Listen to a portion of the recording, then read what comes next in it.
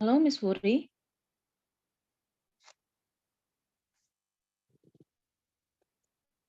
Halo, Miss Furi. Halo, Pak Salahuddin. Apa, Mbak Mel? Suaranya jelas? Jelas. Oke. Miss Furi. Assalamualaikum. Waalaikumsalam Bu Amel. Suara jelas Bu Amel. Oke. What about suara saya? Suara saya Ya, jelas? jelas. Kita Alhamdulillah. nunggu materi ya. Oke.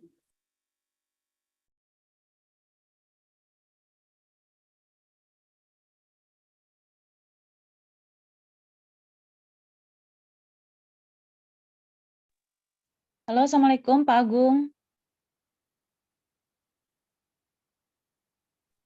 Waalaikumsalam, ma'am. Thank you very much, ma'am. Okay. Please clear.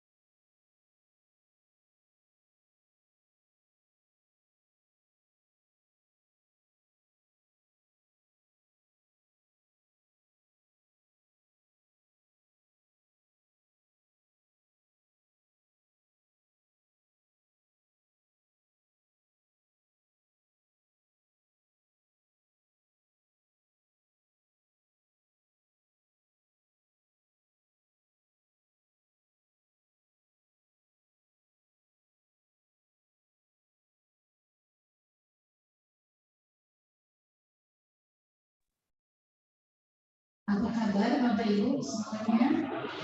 Ya, alhamdulillah.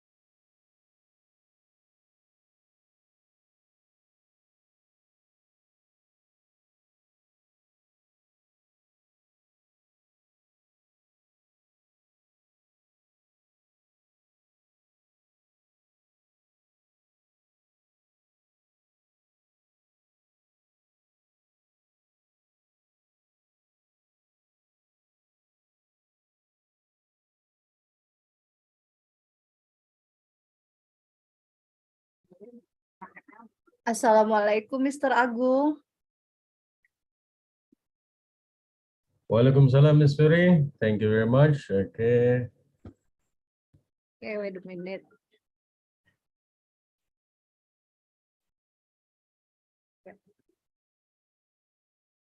How are you this evening, sir? Absolutely splendid, ma'am. Thank you for asking, and I really hope that you're just going to be fine as well, ma'am. Thank you. Okay. Let's talk for a moment here before we open this session. Would you mind tell me that where are you from? Well, speaking about the original or what, ma'am? I mean, because I was born actually in Bengkulu, but speaking about blood, I'm actually a Japanese because my late dad was a Japanese, man. Actually, you are Bengkulu and also Java. Yes, ma'am, I am. Thank And now you live in Jakarta. Is it right? Particularly in Tangerang Selatan area. I live in Bintaro, ma'am. I see, I see. Okay, it's an honor to meet you here. This is my first time meeting you here. My What a pleasure. great experience that I will get from you, sir. Thank you very much. Likewise, ma'am. Likewise. Thank you.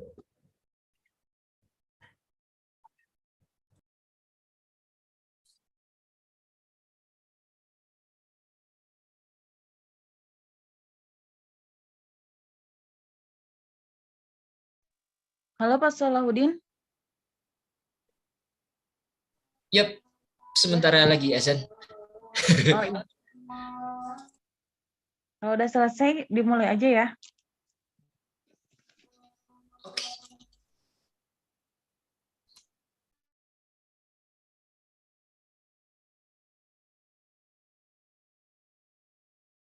Alhamdulillah Pak Joko hadir nih. Sebentar, saya jadikan host.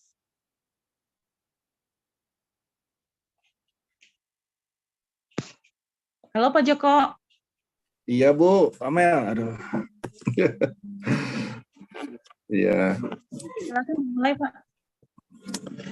Baik, baik.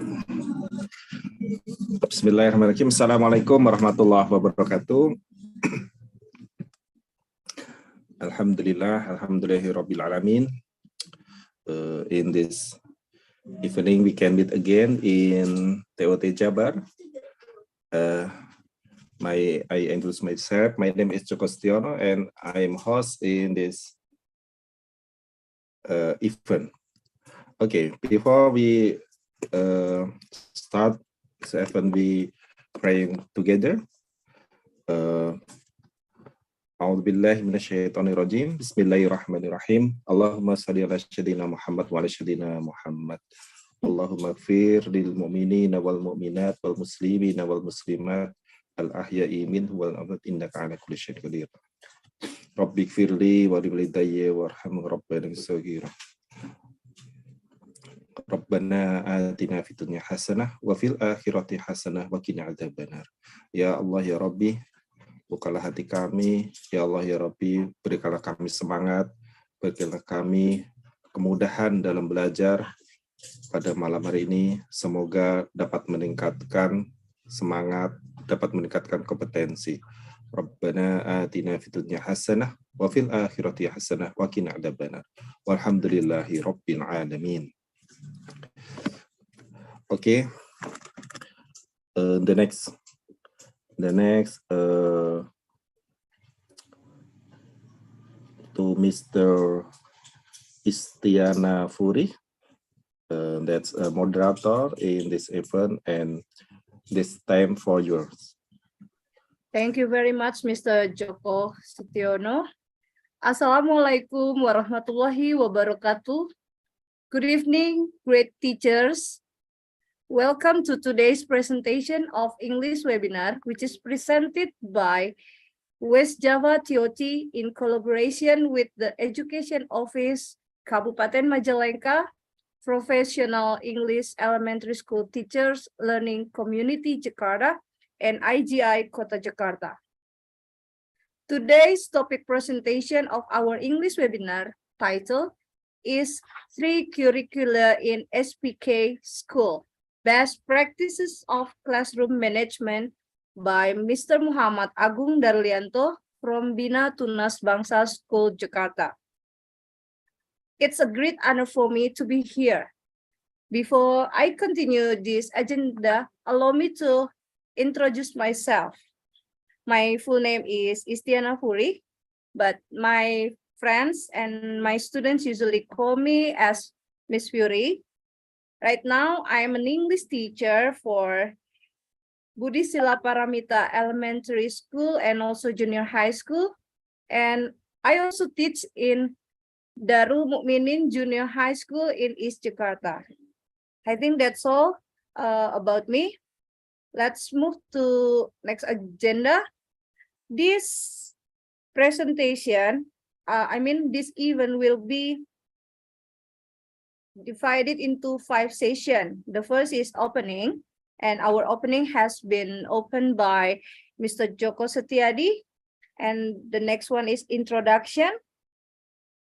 And after that, it will be presentation from Mr. Agung Darlianto, and the 4th session is about sharing opinion, question, and answering session, and the last or the 5th session is about closing. Okay, ladies and gentlemen, before we move to the speaker's explanation, let's find out who is our speakers tonight. Okay, I'm gonna share screen about him. Okay. Or maybe.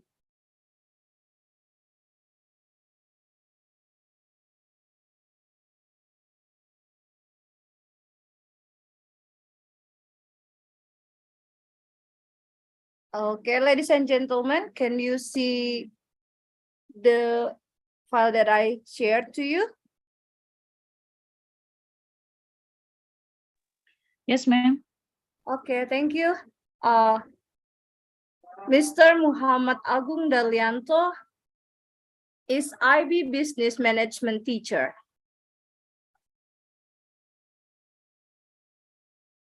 He is the IBDP and IGCSE from Business Management teacher Bina Tunas Bangsa School since July 2012 until now, and he is also teaches in IB Business Management teacher, Sekolah Bogor Raya in Bogor. It was on July 2021 until July 2022. Okay, and he was also the academic supervisor in Vista Education Jakarta. In 2012 until 2016, he was the lecturer in STBA Technocrat in Tangerang, teaching English and philosophy. He was also the lecturer for Politeknik Keuangan Negara STAN Tangerang Selatan in 2009 until 2016, teaching English and introduction to economics. Okay, Mr. Agung, educational backgrounds. He got the certification in IB Business Management in 2022, and also in 2018, yeah, he got 2 kinds of certification in IB Business Management. He got his Master of Management in 2012. His bachelor from the economics faculty, major in management, he got it in 2008. For the teaching certificate or Acta 4, he got it in 2008. Wow. And also, he was graduated and got the Bachelor of Law in 2004. What a great educational background, sir. Mr. Agung also an author for English learning module for Sekolah Tinggi Akuntansi Negara since 2000. It was published in 2011, which is used by Sekolah Tinggi Akuntansi Negara.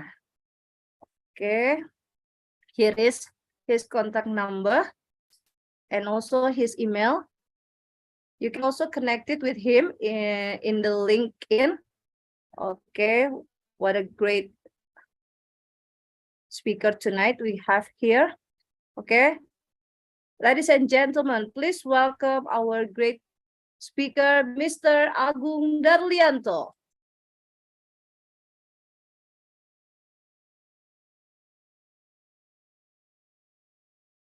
Okay, Mr. Agung, time is yours. All right. Thank you very much, ma'am. I truly appreciate the introductions, and I believe that there was a bit of typo there. I started teaching 2022 actually from at Bina Tunas Bangsa School, so I wrote that one 2012, so it's only a bit of a typo. Thank you very much, Bapak dan Ibu sekalian, everyone here, ladies and gentlemen. Bismillahirrahmanirrahim. Assalamualaikum warahmatullahi wabarakatuh. Innalhamdulillah nahmaduhu wa nasta'inuhu wa nastaghfiruhu. Alhamdulillahirabbil alamin. Shalatu wassalamu ala asrofil anbiya'i wal mursalin wa ala alihi washabihi rasulillahi ajmain. Thank you very much, Bapak dan Ibu sekalian, Sampurasun, Bapak Ibu sekalian. I really hope that this is actually going to be a very nice moment for all of us here, and I just would like to express my gratitude that it is actually an honor for me to be among all of you here. I believe that everyone here is actually a great teacher. I believe everyone here is absolutely a very experienced teacher, and it's absolutely not decent for me to be in this webinar speaking as a speaker or teaching you all, because I believe this is not a teaching one. This is actually a sharing sessions. So because sharing is absolutely better. And I consider that teaching is actually from teacher to students, but we are actually colleagues, right?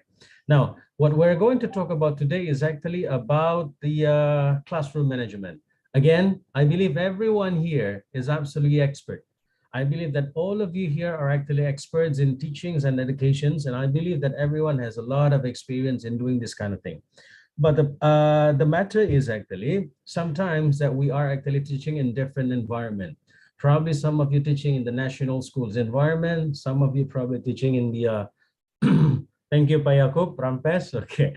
And some of you probably teaching also in the, let's say, international environment. But fortunately for me, I'm actually now teaching in what we call the SPK environment. Satuan Pendidikan Kerjasama, that's actually a kind of educational system, okay, conducted in Indonesia, where a school is actually given the independence, okay, to choose which one is the curriculum that they would like to implement in their schools. Now, what I'm going to share with you all is actually how I do the classroom management, okay, at Bina Tunas Bangsa School. As Bina Tunas Bangsa School is actually an SPK school because we are conducting 3 curricula, okay. We are conducting the national curriculum. We're also conducting the IGCSE curriculum. We're also conducting the IBDP curriculum. It must be quite a bit confusing things, okay, for some of the teachers who are actually plunging into this kind of world, into this kind of working environment. So what I'm going to share is actually how I do this one thing. But before that one, we're also going to go a little bit a bit deeper to what we call the classroom management, because I believe that all of us in real world, we do know about what classroom management is, but what's actually behind that one? Who's actually developing that one at the first one? And what can we take, okay, from the classroom management theory?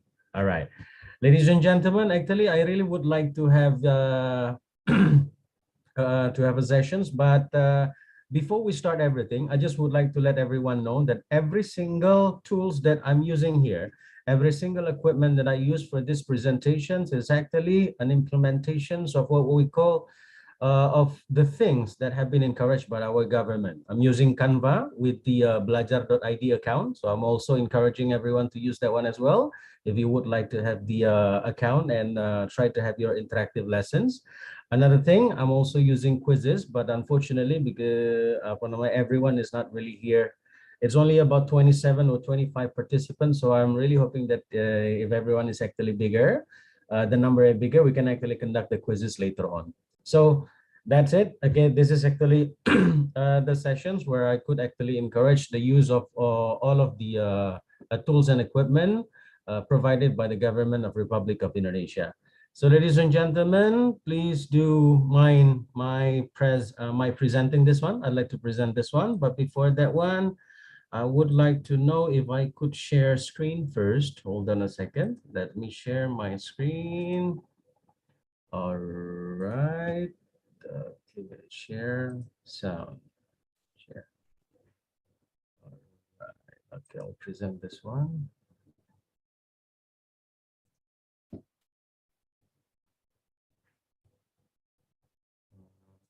Okay. All right. Bapak dan Ibu sekalian, I need a confirmation if you can actually see my screen. Ladies and gentlemen, can you all see my screen? All right. Thank you very much. So, Bapak dan Ibu sekalian, ladies and gentlemen, okay, what we're going to talk about is actually about the 3 curricula in SPK school. We're also going to take a bit of glance, okay, about what is SPK school. I'm not going to get deeper into this one, but I just would like to let everyone know what I know, what I follow, and what I practice during my times in international school and also at SPK school. So this is actually some of the best practices later on that I'm actually going to inform you all at the end of the part of this presentations. What are some of the best practices that I did? What are some of the best practices that I've done and I'm still doing now at the Bina Tunas Bangsa School? So ladies and gentlemen, first of all, we're gonna have to, let's just skip this one later on. Now, the first one, I believe that everyone has already known about what SPK school actually. The SPK school is actually a school, a system, okay, which implements the multiple curricula in one school. So it means in SPK school, there has to be not only one curriculum, but there will be at least two of them. Either it's national curriculum and IGCSE, or it's national curriculum and the IBDP, and so on and so on. Now, the system is actually regulated by Indonesian Ministry of Education and Culture through Indonesian Education Act and its accompanying policies. So it's fully regulated by Indonesian government. Nothing is actually outside of the accompanying policies from the Republic of Indonesia. And then after that one, the implementations of multiple curricula in SPKs will provide students with more choices. So this is actually the point. I feel very fortunate to be in an environment where the school is actually implementing 3 curricula at once, because I could actually learn how the each of the curriculum is actually focusing on. Right now, the next one. The SPK system is unique and innovative, okay, because it actually offers students, okay, more choices and opportunity for academic and personal growth. Later on, we're going to dig deeper into each of the curriculum here, what the national curriculum is, what the IGCSE, and also the IBDT. But everyone, because I'm actually now teaching business management as well as the economics for the IGCSE, so I'm going to focus on these 3 subjects as well, right? The economics for the national curriculum, the economics for the IGCSE, as well as the business management for the IB diploma program. So the next one, ladies and gentlemen, okay.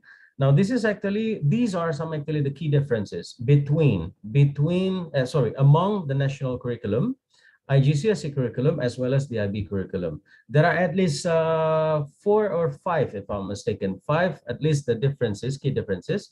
The first one is actually the philosophy and approach. Speaking about the philosophy and approach, okay, so the Indonesian national curriculum focuses on building a strong foundations in economic concepts. This is for the Indonesian. We're talking about the economic concepts, we're talking about economic principles. The focus is actually a strong foundations, while the IGCSE emphasis more on applying the concepts, okay, to the real world situations. So for examples, in economic concepts, we learn about the demand and supply. So the IGC curriculum, okay, it's actually emphasis on what is actually the real world situations of this demand and supply, equilibrium, and so on. Now, while the IB diploma program, it's actually take more applied, hands-on approach with a focus on real world business and management scenarios. So if we're simulating this one, Indonesian national curriculum for economics give them the concept.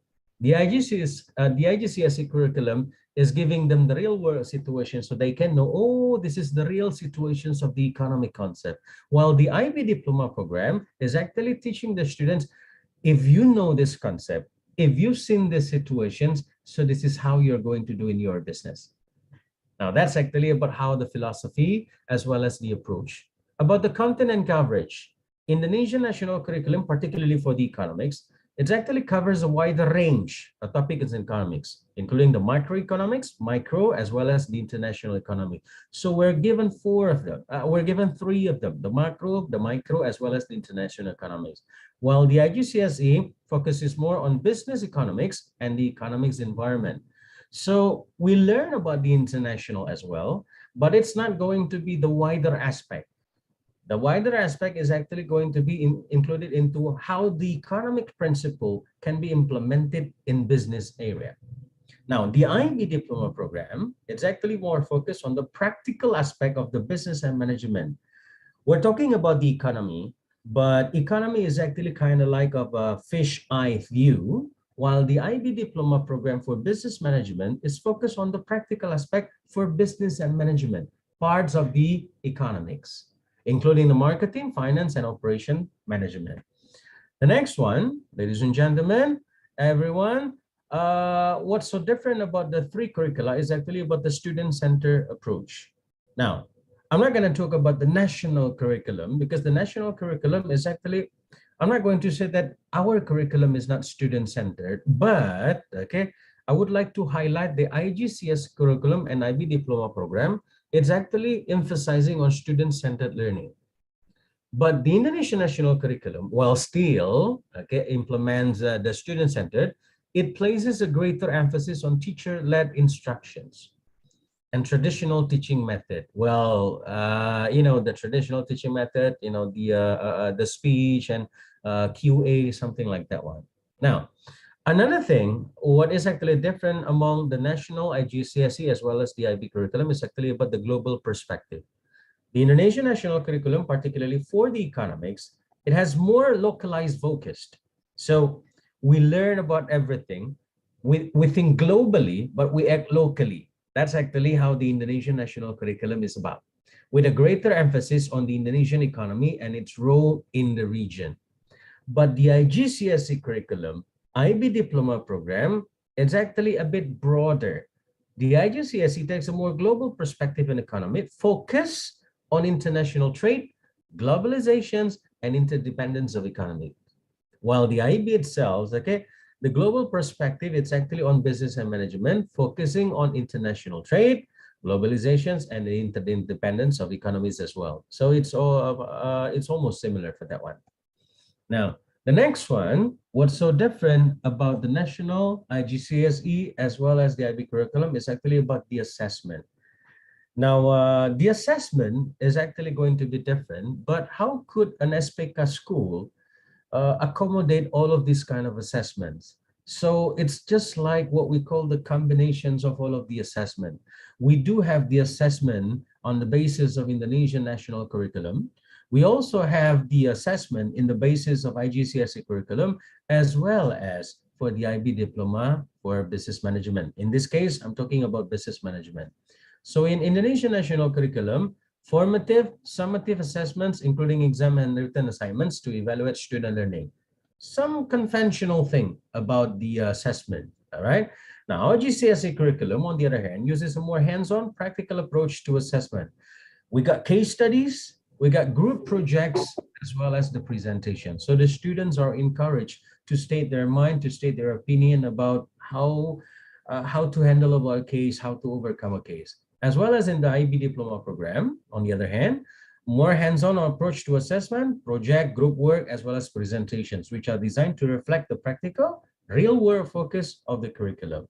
Now, these are actually some of the key differences. Now, as I told you earlier, we're not going to talk more about this one, but these are actually some of the summary about the things that we learn in the economics, okay, based on the national curriculum. As everyone can see here, these are actually some of the informations. These are actually some of the details of the syllabus. What are the things that we're going to learn if we talk about economics in national curriculum? The assessment as well is going to be covering this one, okay, in the form of formative as well as the summative. Now, the next one, this is for the IGCSE curriculum. When we talk about the IGCSE curriculum, it covers range of fundamental economic concepts and principles, including micro as well as macroeconomics. But the assessment here, when we talk about this one, the syllabus, it actually covers the paper 1 as well as the paper 2. However, paper 1 and paper 2, it actually assesses the student's ability to analyze and evaluate economic data. We're talking about the data here. If we are looking into some of the past papers of Indonesian national curriculum, particularly for the economics, compared to IGCSE past paper, it'll be a little bit different. It'll be a little bit different in terms of when it comes to open-ended questions. All right. So in IGCSE curriculum, as well as in the IB, I'll talk about that one later on. Okay. The students are asked to evaluate data. They will be given a datum, they will be given some data, and then they're going to make informed economic decisions and how to apply their theories, okay, if they are given some scenarios. That's actually the difference, okay, how the IGCSE curriculum, particularly about the economics. As well as the syllabus, okay, the assessment is actually going to be taken from written exams as well as the grading system on the scale of A to G. All right, that's actually the difference. In Indonesia, we only know A until E perhaps, but in IGCSE curriculum, okay, we do know from A star until G. Now, the last one, when we talk about each of the different, particularly about each of them, it's about the IB diploma program. Here at Bina Tunas Bangsa School, the IB diploma program is actually offered to students starting from grade 11 and 12. So grade 11 and 12, okay, they're taking the IB diploma program, okay, and they actually chose, okay, what kind of subjects that they would like to have. Now, here are actually the details, including there are core There are options. Okay, I'm not going to talk about this one because this is going to be like, time consuming. But everyone, I have already shared the presentation. So later on, if you have any further questions, I'm absolutely okay to be contacted. You can actually contact me via my LinkedIn, via my email. It's absolutely just fine. We just share, and I just love sharing with all of you regarding these practices. Now, what we're going to focus now is about the classroom management. Everyone, as we teach all the time, as time goes by that we're teaching, we do know that this is actually what we call the classroom management, management class, something like that one. But do we know exactly, okay, what was it all started? What kind of classroom management that we are actually using? I believe everyone, including me, right? I believe at the very first time I taught, at the very first time of my teaching experience, I implement something like, all right, if I would like my classroom to be better, I gotta have to set rules, okay? This is rule number 1, rule number 2, rule number 3. Right. The consequences are this one, and this one. If you violate this one, you'll get consequences this one. If you violate this one, you'll be having consequences like this one. Now, ladies and gentlemen, Bapak dan Ibu sekalian, we're going to talk about some of the theories of classroom management. So later on, okay, based on these theories of classroom management, okay, we can actually list down, we can actually make some list about what are some of the strategies, okay, that are good enough, great enough to handle this kind of a classroom management thing. The first theory is actually the PBS, or the theory of positive behavior support. It was firstly developed by a group of behavior analysts, okay, and educators, including Rob Horner, George Sugai, as well as the Antot. Okay, so the first introduced this one in 1990. It was actually based and emphasizing in the use of positive reinforcement and proactive strategies to promote positive behavior and prevent problem behavior. This is actually the things. So when we're talking about reinforcement, it means we are talking about the bad thing as well as the good thing. Good thing will be rewarded. Bad thing will be having consequences. Now, this theory emphasizes the importance of creating a positive classroom environment through the use of positive reinforcement. You set some rules, you set some regulations, you set some expectations, but we also said, okay, what the consequences to be taken if we violate those rules and regulations. This is an example I gave to you. For example, a teacher who practices this theory might offer praise and rewards. So this is actually what we call playing good cup, bad cup. We as the teachers, okay, we're playing good cup, bad cup. Whenever it comes to a good deed, okay, to a good behavior, we're playing good cup. We're giving them praise, we're giving them rewards, okay. It can be started from the very low level, from the primary. Oh, that's a good one, I'll give you 1 star, something like that one. But okay, besides that one, the classroom management is also about setting corrective measures, setting rules, regulations, okay, and consequences. If we are setting regulations, rules and regulations, but we are not setting the consequences, okay, it is believed by these people who firstly introduced this one, the positive behavior support is not going to be implemented. So this kind of corrective measure, the consequences, is actually only for students who engage in disruptive behavior. For example, we got one student who always bother, for example, his friend during the lessons. So first time we remind him, it's only using words. The next time, another words. Okay, but the third time, okay, we're going to give some kind of consequences, okay, based on rules and regulations that we have set earlier. Now, this is actually the first theories about the PBS, or the positive behavior support. Now, the next one is actually what we call the social learning theory, or SLT. It was developed. This one was not developed by a teacher, but developed by psychologists. The Albert Bandura, actually, it all started in 1960s. So we can say that social learning theory is quite a bit of an old theory.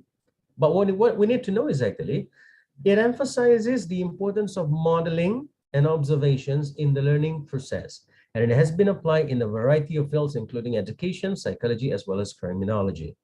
Modeling, observations.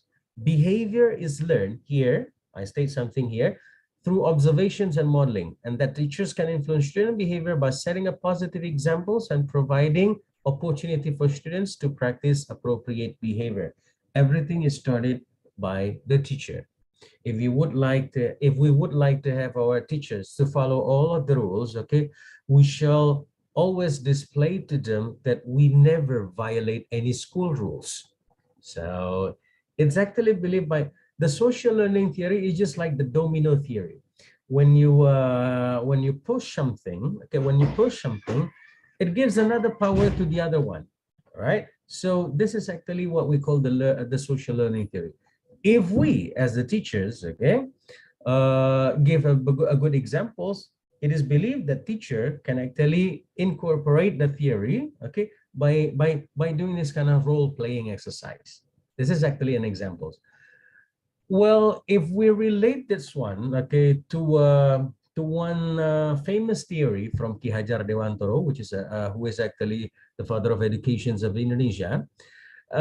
This kind of thing is actually included in the 3 parts of the famous theory of Ki Hajar Dewantoro. If I'm not mistaken, Ngarso Sung Tulodo, Madyo Mangun Karso, dan Uri Handayani, right? If I'm not mistaken, those 3 things. Now, the social learning theory is absolutely similar to the first principle, Ngarso Sung Tulodo. In the front, okay, you're going to give the model. In front of the students, you're giving a good example. So this is actually the how do we say that one? Yeah, the similar theory for the social learning theory. Another thing, another theory is actually the cognitive behavioral theory, or the CBT. It was developed by Aaron Beck and Albert Ellis. Okay. Now, this theory emphasized the role of thoughts and beliefs in shaping behavior.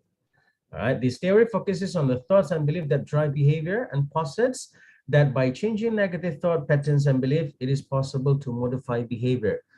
If you find these words are just too complicated, the simple understandings about the cognitive behavioral theory is actually about how you are influencing people by having a discussions, by having a one-to-one talk, okay? You like to plunge into their mind what they think about that one, and you are trying to give your drive there. You're going to drive their mind. Oh, that is actually not a good thing. So the good one is actually this one and this one. So you're gonna have to try this one, and this one. Now, for examples, to make it easier, a teacher who uses this theory might engage in problem solving and decision-making activities. So most of the teachers who implement this kind of problem-solving things, they tend to use the case study, they tend to use real world situations, okay, for decision-making, how the student is actually making decision based on the situations. Well, those teachers are actually implementing, okay, the cognitive behavioral theory in classroom management. Ladies and gentlemen, the last one of our theories is actually what we call the classroom management by objective. Everything needs to be set for the objectives. The CMO theory, this CMO is actually developed by Thomas McDaniel as well as the Robert Marzano, emphasizes in the importance of setting clear objective and expectations. As we know, the first theory, we talk about that setting rules and regulations.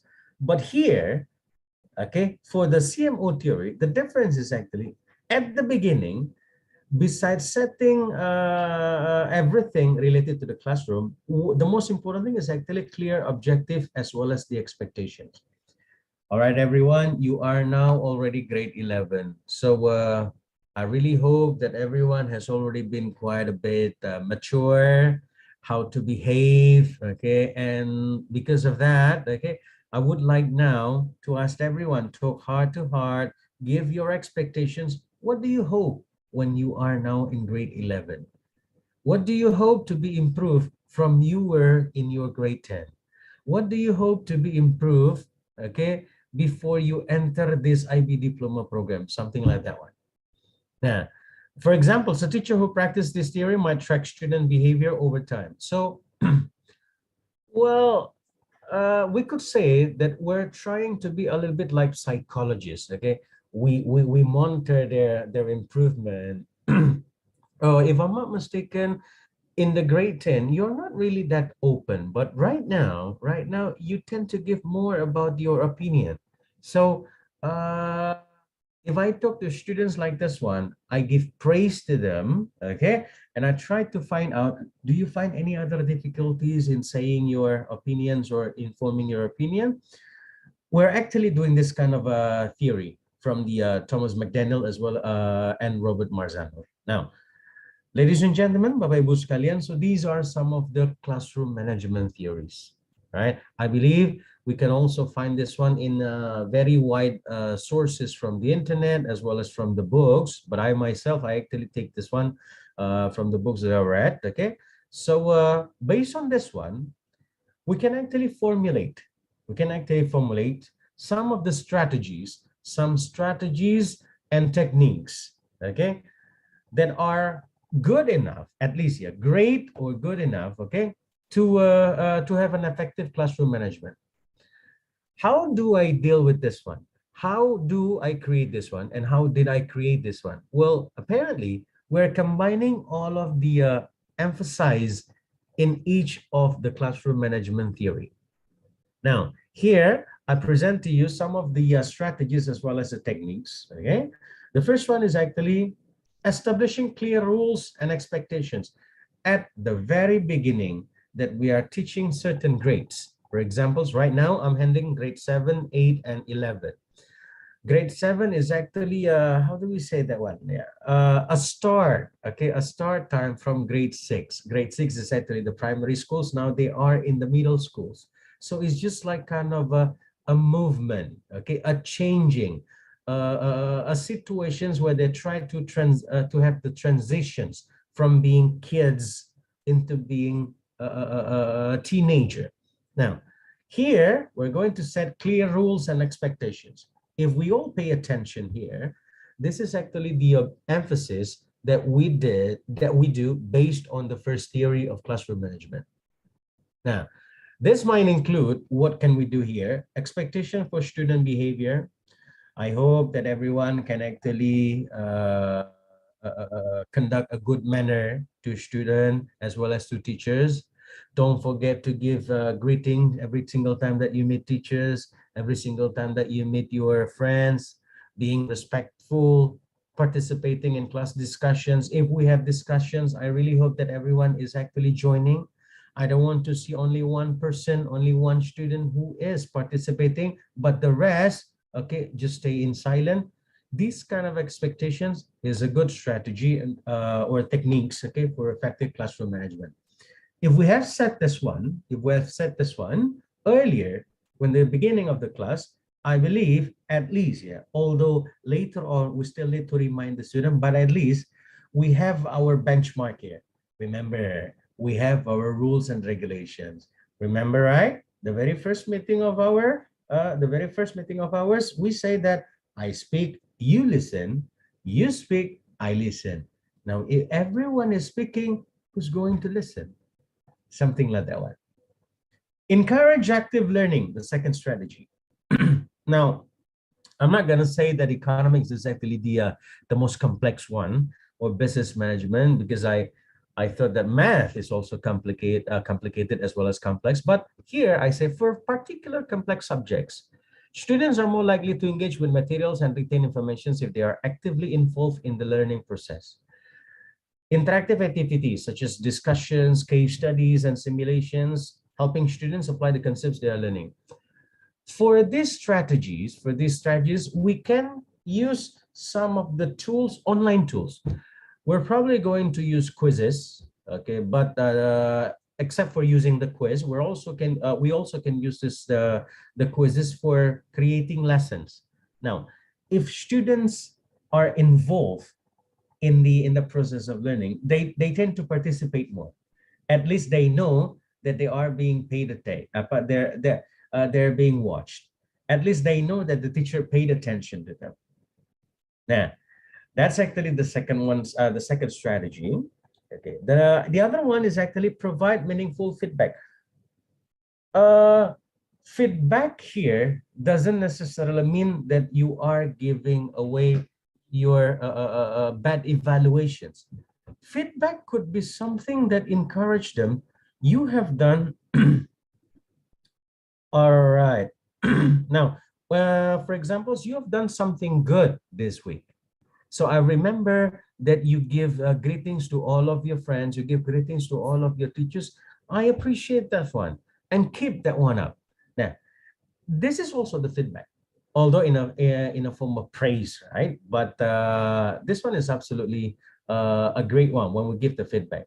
Now, another thing, when they violate the rules, okay, we give them feedback. It's not only that we are blaming them, it's not only that we're telling them what's wrong, but in the meantime, after we tell them you are wrong because you violate this one. Now, the correct one is supposed to be this one. This is the one that we're supposed to do. Remember, you talk when I give explanations, right? Let's have a look at this one. If I speak, you speak, who's gonna listen? But if I speak, you can listen when you're silent.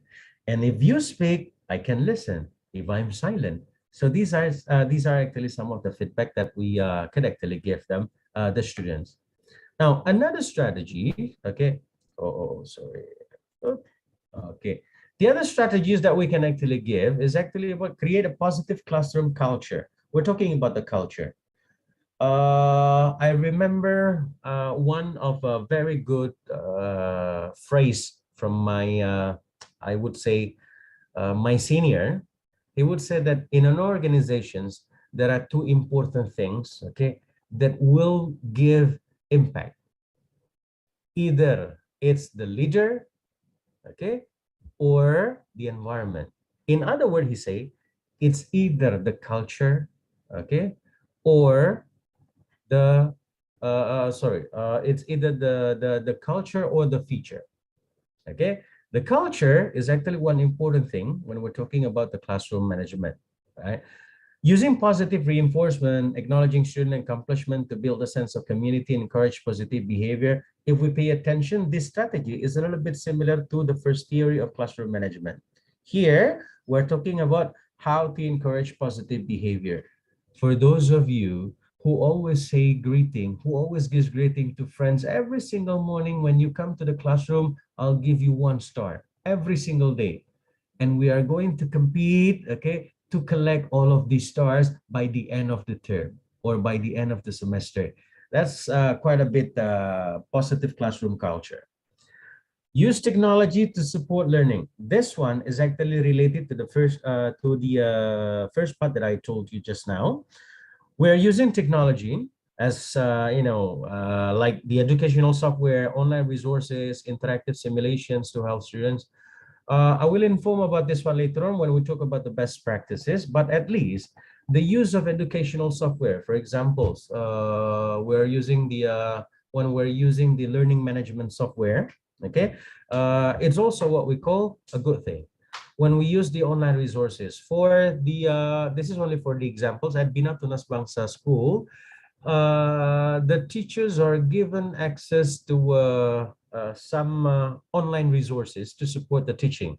It could be from the My IB website, okay, which is actually the program resource website, okay, as well as the access to some of the learning management system.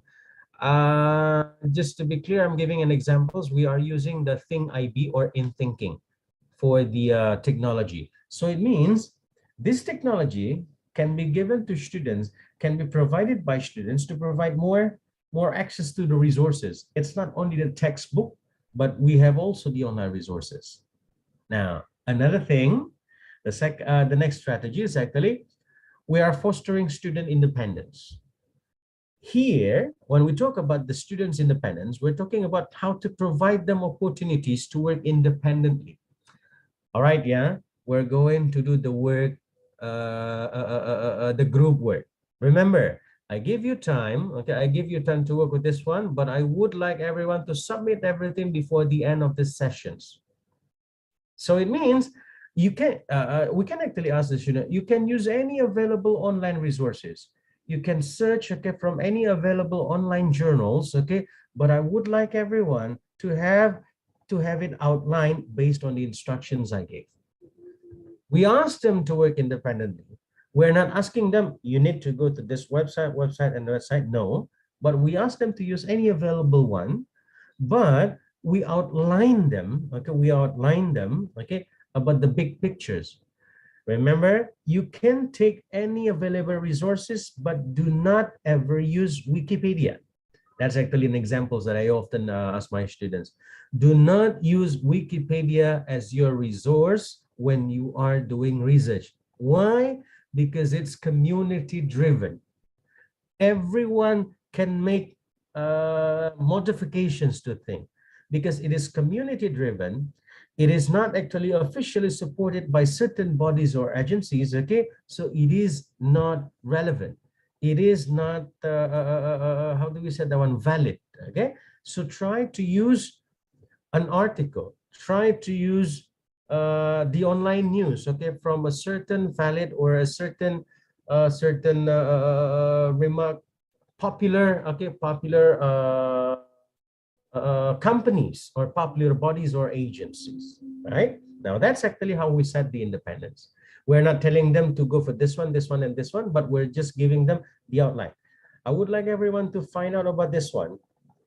Limit your search to this one, okay? You can use any available resources, but do not use Wikipedia. That's actually another example. Now, the last one, everyone, is actually about how to stay organized and prepared. When we talk about the effective classroom management, we're talking about how we are actually well prepared, how we come to the classroom even without our book, even without our bag with full of papers and past papers, okay? We can actually conduct our lesson. For examples, there is an emergency that, let's say, forces us not to be on time in the classroom. So it means we bring only our body, we bring only pen. We don't have time to take our bag from our room. Even without those kind of things, we can actually give things because we keep everything organized. It could be in the form of keeping everything in an online storage or in the cloud. So whenever we have our time that forces us not to use the physical book or the physical things or the physical equipment, we can actually access that one through the internet. Another thing as well is the assessment tool. We keep them handy. We do have the physical assessment book, but we also have the backup, okay, in the cloud.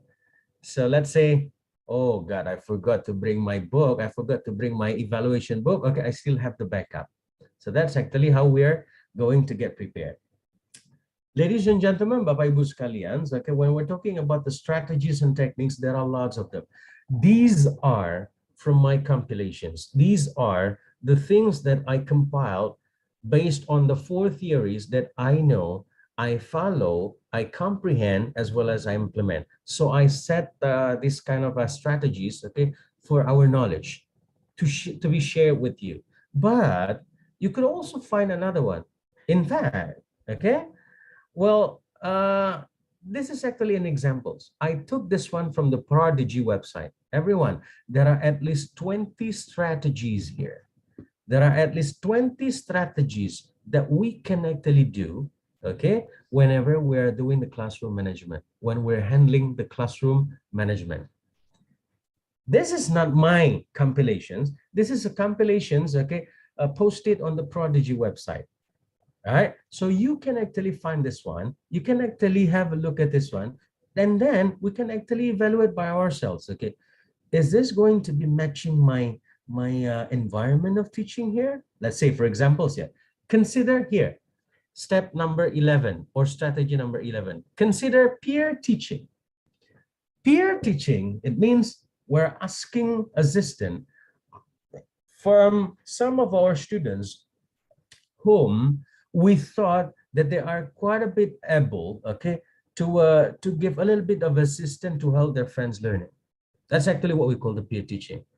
But we cannot do this kind of thing, right, when it comes into a situations where all of the students are having the same, how do we say that one, the same skills or the same understanding level. So, okay, this is actually a strategy, a good strategy, in order to boost their confidence, in order to let them know that by teaching, you are learning twice.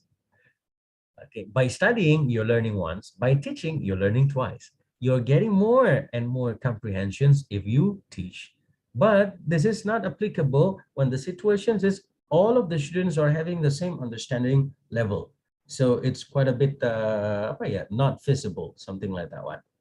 Now, ladies and gentlemen, I'm really sorry if this one is taking so long, okay, but this is actually the last part of my presentation, so my sharing with you. Previously, we talked about the strategies. We talk about the two strategies or techniques that we can do, okay? Those I compiled, okay, from all of the 4 theories that we talked earlier. But here, these are actually the best practices that I have done, that I will do, and I've been doing it actually up to now. So, because I'm teaching 3 different levels, and I'm teaching 2 different curriculums. For 7 and 8, okay, they are actually learning the IGCSE curriculum, and I'm teaching economics for this IGCSE curriculum. For grade 11, they're taking IB diploma program, and they're teaching, and then they're learning business management.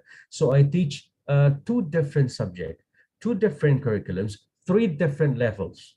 Now, what I've done, and what I will be, what I'll keep doing is actually, the first one is actually clearly define rules and expectations. I always do this one at the very start, at the very beginning of each semester, at least, okay, or at least at the very semester. The very minimum that I could actually suggest is actually every single academic year. So you're setting, we are actually setting our rules and expectations. The practices that I did is actually, I will set the first rule for my class, okay? I speak, you speak. It means if both of us are speaking, no one is listening. So one of us needs to be silent. So whenever I'm speaking, all of you will be silent, all of you will be listening to me. While you are asking questions, or if you are giving opinions, I will close my mouth, I'll zip my mouth, and I'll listen to you. As soon as you're finished, I could give my words. Make sure that the student understand the consequences for breaking this rule. I said the consequences. The only thing that I will not do is actually physical, okay? I'm not going to do any physical consequences and everything, like, hitting anything.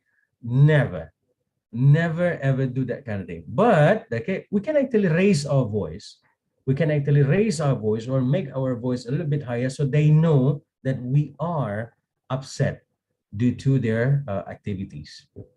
Nah, that's actually the first thing that I do. I handle 7, 8, and 11, and I set different rules and regulations with them. For 7, okay, particularly for the grade 7, what I did is actually, I tried to position myself as their father.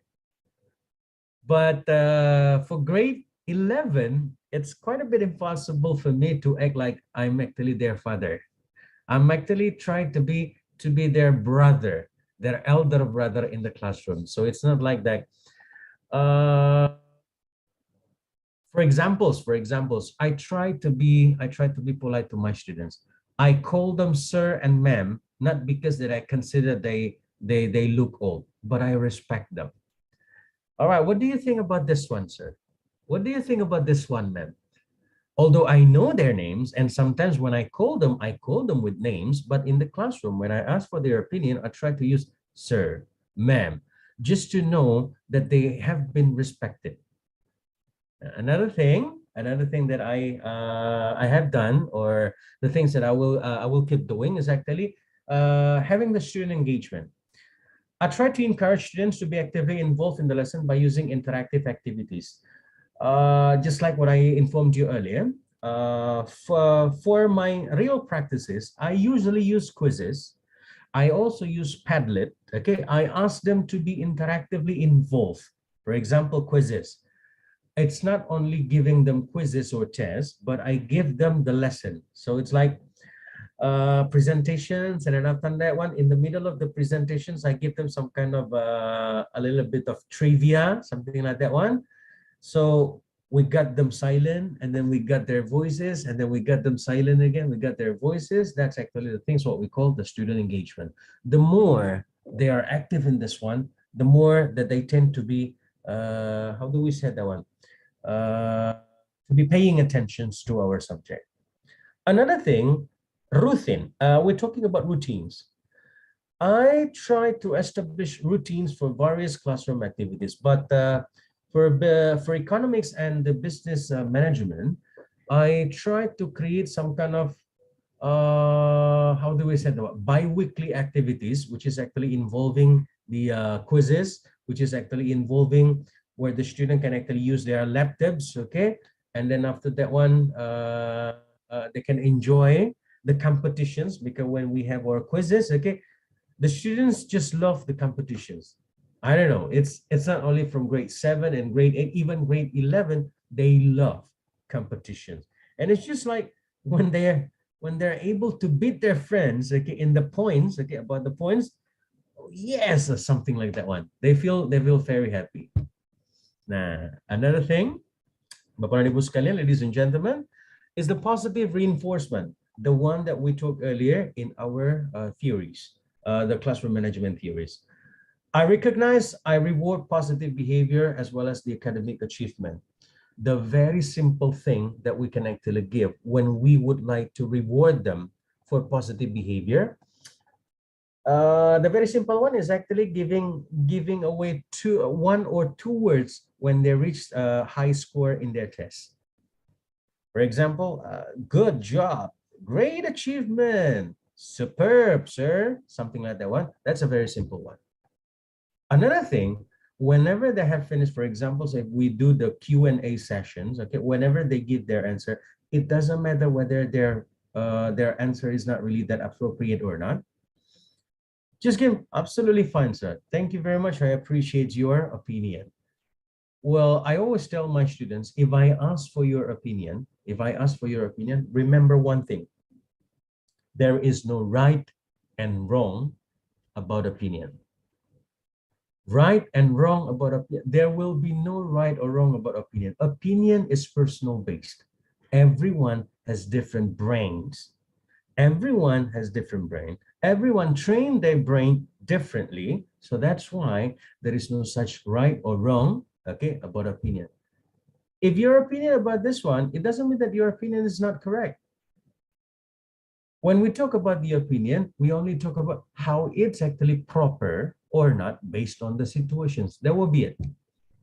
So I will never tell my students, okay, you're wrong. Okay, your opinion is wrong. No such thing. All right, sir, your opinion is absolutely great, but what about if the situation is like this? Okay, something like that was. We give them positive reinforcements about what they achieve. Okay, active monitoring, continuously monitor students during lessons to make sure they are on task and behaving appropriately. I'm going to give an examples about the situations I experienced in grade 11. I got two students, notable students.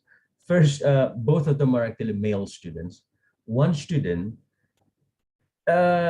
he always falls asleep in the middle, okay, let's say about 15 or 20 minutes after I give explanations, okay, he started to get sleep. Another student, it seems that he never pays attention to anything.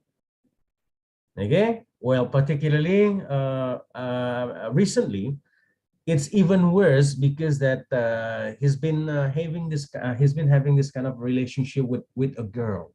So it's like that he's actually falling in love now, and he forgets almost everything. For the student who always falling asleep, then okay, after 10 minutes of explanations, after 15 minutes maximum of explanations, I stop. Okay, I personally talk to him, sir. Okay, is everything okay?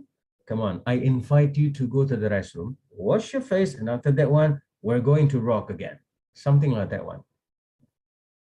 Right? So we are actually talking about how to behave appropriately here. I'm not going to say, hey, you sleep, okay, out. No, something like that one.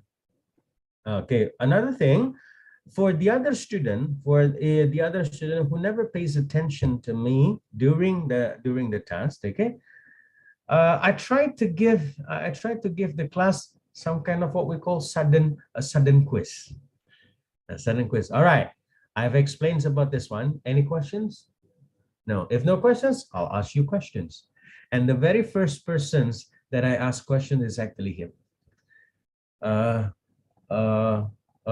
Whenever he does this kind of thing, well, sir, that's because you didn't pay attention to me. Now, if you pay attention to me, at least you get some points about what I have explained. Something like that one. Now, we know how the student is actually acting if we keep monitoring them. Okay, it's not only one case, it's not only one day, but we keep them tracked for the whole semester, the whole term, even the whole academic year. And the next one is actually effective communications. I learn the soft way and I learn the hard way, how to do the effective communication with student as well as parents. What makes it different, the private school, most of the private schools and the public schools or state school, is actually how the teachers are interacting with parents. I'm not going to say any particular case, but I learned the soft way. Okay, I learned from the soft way and I learned from the hard way. From the soft way, I learned from the parents itself. I learned from the parents themselves. Some parents actually told me at the very beginning, okay, well, we actually would like to have this one. We're expecting that the teachers are actually this one, and this one. They could actually inform us this one, and this one. Well, I learned that way. I also learned the hard way. Why? Because I was warned, okay, by my supervisor. I was warned by my supervisor about what? About the feedback from parents and how I should do these things, okay, to minimize this kind of negative feedback from the parents. Oh, Mr. Agung is not giving any notes for the economics, for example. So, okay, that way, what I did is actually I improved myself, okay. I tried to let them know, all right, ma'am, okay, so for the third term, for the second semester, I changed the note taking into online notes. So you parents can access, student can access, teacher can access. No more excuse that the student don't have any notes. One last thing, collaborations with colleagues.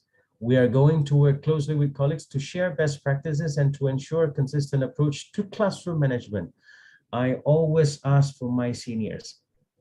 I have seniors in my at Bina Tunas Bangsa School. Even one of the senior is actually the one who's actually participating in this webinar tonight. Okay, she's actually the vice principals in Bina Tunas Bangsa Schools. I asked her, what should I do?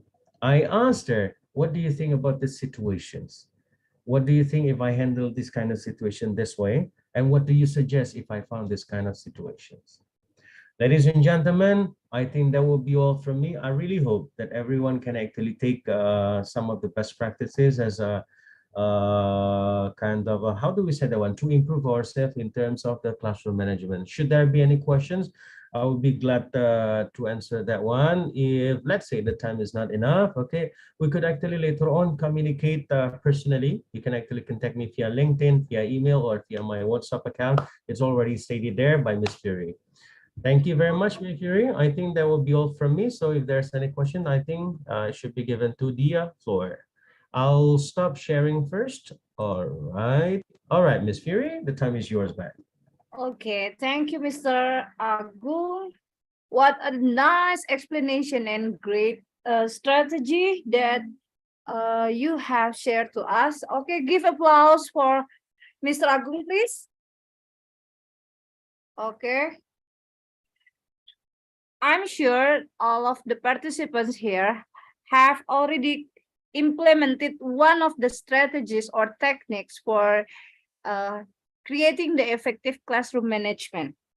Okay, is there anyone to share your opinion about Mr. Agung's explanation tonight? Mr. Yakub. Hi, Mr. Yakub. Hello, sir. Nice to meet you again, sir. Wow, Mr. Agung. Yes, sir. I wish my social is Mr. Agung, you know. I wish. All right, sir. Because what make me love about this IB is so approachable. All right, sir. You see, even now I'm 38 years old. I'm just wondering if you are my social studies, I can learn social economics very well. Because the way you communicate is not only one way. I learned about PYP in a few years ago, and yeah, I ever worked there. It's very good. But I have a question for you, Mr. Agung. DP, there is no my subject in DP. I love physical education, but DP don't provide it. Man, I love DP so much, but it's only six subjects, right? It's only math, art. What do you have in mind for that, Mr. Agung, for physical education in DP? And the second one is about the collaborative planning. I call it transdisciplinary project, right? According to my view, because Indonesia have using the same curriculum, for example, curriculum Merdeka, but IB is more further than that. IB using the same taxonomy bloom, but IB using starting from the end of 1980 something, 1990 something. So they use it before we use it. The thing is, when we discuss about the collaborative project, so for example, me as a PE teacher, I collaborate with Mr. Agung as a business and economy. Some of my friends, he don't understand that we can collaborate with our own glasses. Are you with me? So in my glasses, I record the movement. On your glasses, you record your subject, but we can collaborate each other. Correct me if I'm wrong. Number two. So yeah, that's gonna be my question in my head. Thank you, Mr. Agung. All right, sir. Thank you very much. Should I answer that one directly, Ms. Puri? Yes, you can answer it directly, sir. All right. So thank you very much, sir. I truly appreciate your concerns about this one. So first of all, about the PE, I actually would like to have the PE as well. But what I can say from my point of view here, why PE is not actually offered, okay, even let's say for now, right? At least for now, because most of the activity things, it's actually been incorporated in the creativity, activity, and service. I believe that you're also familiar with the use of CAS, right, sir? So whenever we do the CAS things, okay, so the PE is actually incorporated in that kind of CAS, which is actually in the strength of A, activity. So that is actually, in my opinion, there is also quite a bit of reasons why PE is not actually offered up now, because most of the students can actually take that one when they do their CAS project, when they do their CAS experience, when they report that one, and they can do that kind of thing. Or, okay, what I could say is actually why PE is not actually offered in the DP program for most of schools now, because most of the students are actually pursuing things related to the academic subjects. Okay, we do not think that PE is not important, but at least for them, PE is not actually classified for them, all right, for some of the academic subjects.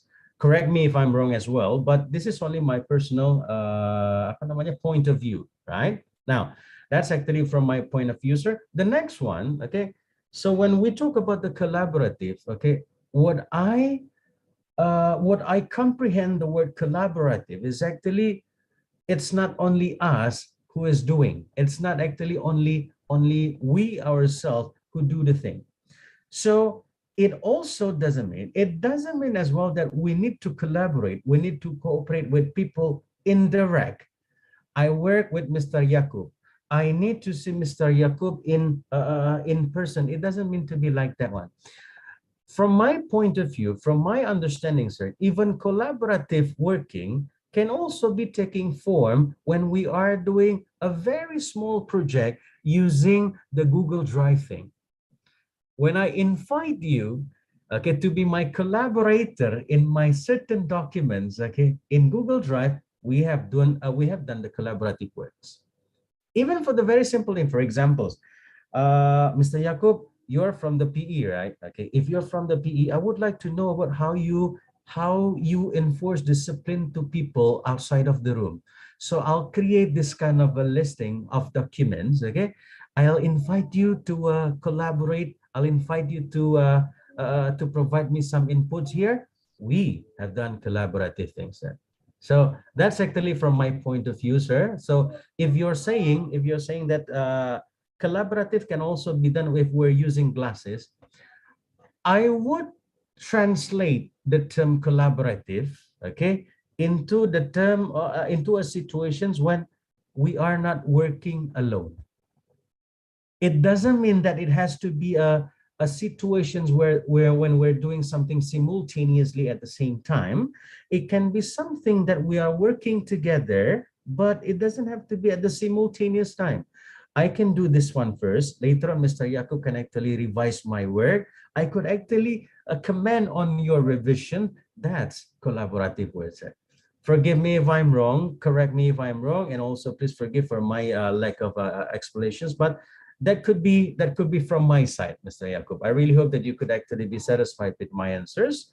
And thank you very much. Ms. Fury, I think I'm actually looking at some of the questions from the chat first. Would it be okay, Ms. Fury? Ms. Fury, I'm actually looking now at some of the chats here from the meeting chat. Is it okay if I answer some of the question first, ma'am?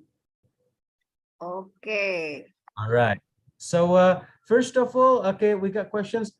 Sir, what will you do in the IB curriculum if your students didn't do their project? Regarding this one, ma'am, what I will do is actually I talk to them about the consequences. You are to get a diploma here. If you are not doing your project, the consequences are going to be bad. It's okay if you don't get your diploma for you, okay, but it's actually for your parents. I try the first theory, which is actually the positive behavior and the negative behavior. But later on, I need to go with the cognitive behavior. I need to put my mind inside of it. What if my parents are actually doing this kind of thing?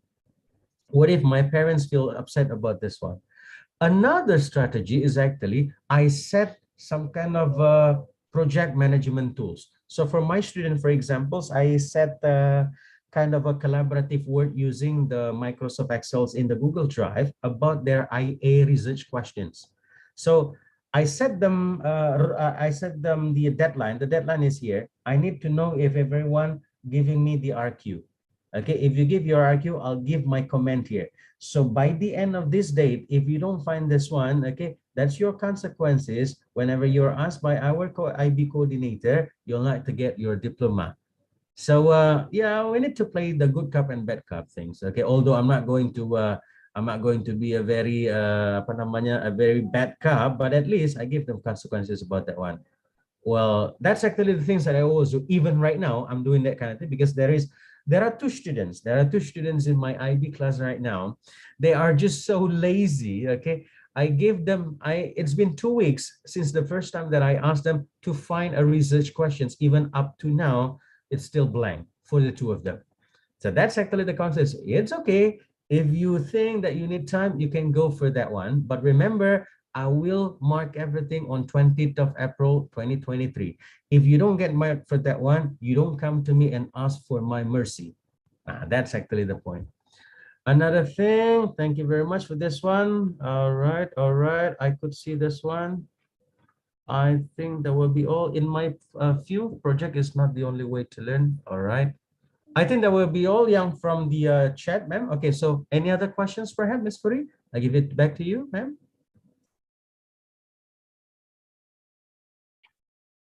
Okay, ladies and gentlemen, you can ask any question to our speaker, Mr. Agung. You can raise your hand. Or maybe if you are shy, you can write your on the chat line here. Okay, time is yours, ladies and gentlemen. It's a nice, interesting topic, I think, sir. 3 kinds of curricula that your school implemented. And you also have using four kinds of theory, like positive behavior, SLT, CBT, and CMO. Yeah. And each of the theory has pluses, in my opinion, also. And I think I have already implemented one of the theory in my class, in my school, sir. And we can also get the result. The result is very, very diverse. Yeah. Sometimes if we don't give the you say like critics, yeah, or punishment when one of our student didn't do their assignment or maybe break the rules, we have to give punishment. Oh no, I mean not punishment, but critics. Don't do that like that. In the future, they will not do it again, because they think that, oh, my teacher is very care to me, and he or she leads me to the, or guide me to the better action in the future. I think like that, sir. And some strategies that you have implemented, it's also have been implemented by us here as a teacher. Is it right, ladies and gentlemen? Absolutely. I believe so. So that's why this is only a sharing. I believe that everyone is more experienced than I am. So Okay. sharing this one, and I just love to know that everyone is also implementing. Okay, let's give to Miss, is it Mr. or Miss Miss Arta, Arta Petosinamo? Miss Arta, I presume. Okay, you can ask Mr. Agung. Time is yours, Miss Arta. Hello, Mr. Agung. Ma'am, nice to meet you, ma'am. Wow, incredible presentations. Thank you very much, Alta. Oh, wow. Just a sharing of information. Actually, I was the one who started IB school in Indonesia. Nice to know that one, ma'am. Absolutely. In 1999, okay. So when I hear your presentation, I was kind of so delighted, because what we are so worried long time ago, now it's no longer like that. So great for you, Pak Agung. Ibu Furi, I think I used to be a head of school in many international schools. You may mention Pelita Harapan, all IB schools, and IGCSE, Cambridge schools. Why I joined this group is like this. Since you already have the TOT groups, yeah, the TOT. So TOT is a group of teachers who really want to share their knowledge and expertise and make other people reach the better standard, like what Mr. Agung said today. For me, I'm a curriculum people.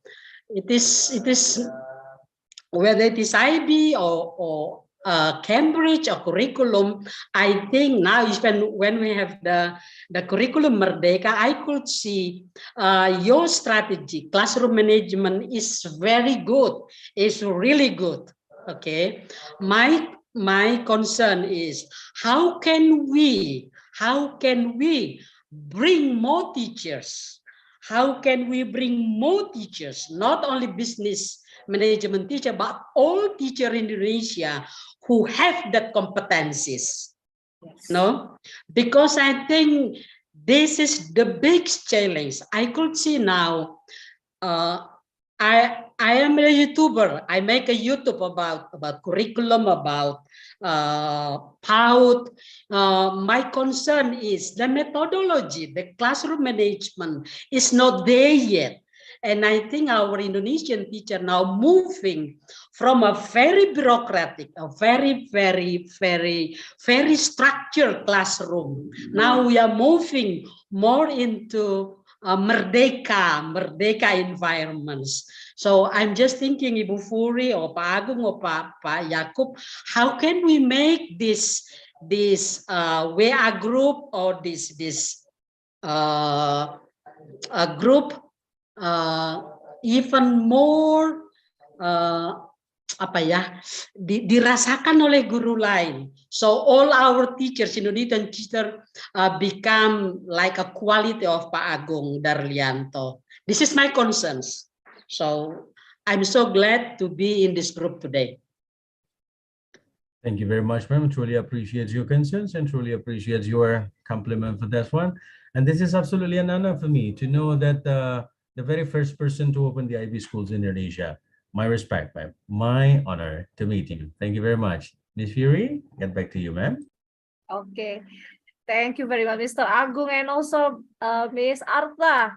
It's an honor for me to meet you here because I'm from the national school, and here I can meet the great people, and also, of course, Mr. Agung, you give us many new knowledge about how to create the effective classroom management. It's not only for the business economics teacher, but it's also very useful for another teacher who teaches another lessons. Yeah. Glad to know that. Mathematics, English for me, like me, I teach English. I usually create the positive classroom culture in my class. Yeah. And also clear rules and expectation from to my students. Okay, is there anyone who wants to ask to Mr. Agung? Mr. Yakub? No, I'm not really sure if Mr. Yakub is actually raising hands here. Okay. So, any question again, sir? Mr. Yakub, do you want to ask again? I still have tons of questions, Mr. Agung. Just one more question. Be my guest, sir. Just consider I'm your students. I talkative. Wow, it's been an honor meet you here, Ibu Arta. I really hope to join with your school. I love IB so much, but now I'm in Cambridge and at Excel. But I don't want to say what you say that ojo dibanding ke ya, lagunya bilang kayak gitu. So I don't want to compare. It's not about the gun, it's about who behind the gun. Curriculum Merdeka is good. Excellent. IPC, I have certified in IPC, good. PYP, even though on the category satu, it's good. I don't want to, but the question for Mr. Agung is, there will be different learning outcome.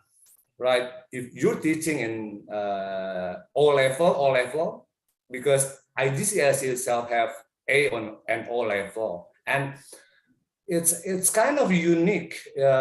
In the same time you're teaching IB, and the same time using the A level or the O level for the Cambridge, because the different learning outcome. How do you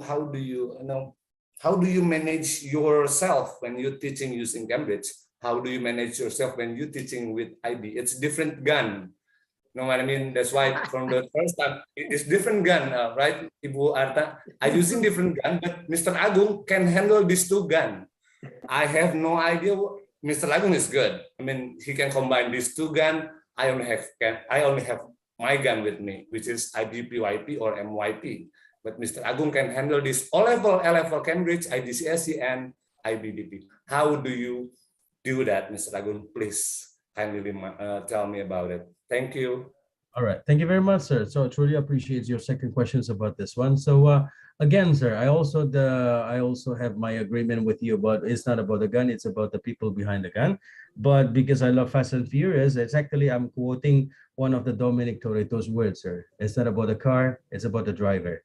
So Considering this one, sir, I handle two different things. I know switching is not easy. Switching particularly about how to handle the teachings and everything. But the only thing that I prepare is actually I keep everything handed. I keep everything online. I keep everything in the cloud, so I can actually access everything wherever I'm actually teaching. Now, what I'm actually doing is actually I kind of make of this kind of compilations, okay, compilations of the similar things, okay, that I could actually incorporate it while I'm actually teaching another subject. For example, there is this kind of intersections when I teach about business management as well as the economics. When we talk about that kind of thing, I try to make some kind of certain compilations about this nodes. So whenever I teach IB, okay, whenever I teach IB students, I could actually give them the bird's eye view, the bird's eye view about the economics, okay, so that they can actually know, incorporate that principles as well. When I teach the economics, okay, when I teach economics, I could actually tell people there, I could actually tell my students from the business point of view, from the microeconomic views, okay, it's going to be like this. How do I handle that one? Of course, it is impossible for me to bring those two books together all the time. That's why I keep everything, I keep the notes handy. So well, I'm not actually sharing that that note actually in this forum, but I keep a certain notes, okay, which is actually kind of bit of what we call the two columns noter. So for example, this is for the business management, this is for the economics. If I teach each ones, okay, this one can be incorporated. If I teach this one can be incorporated. I know it's not actually perfect, but at least for me, because I'm actually switching, not only switching from two different curriculums, but I also switching from two different levels of students.